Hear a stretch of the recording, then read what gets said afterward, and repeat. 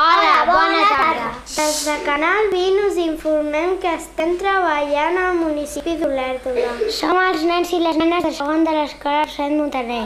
Som la classe dels escaladors. Hem après el nucli de població d'Olèrdola.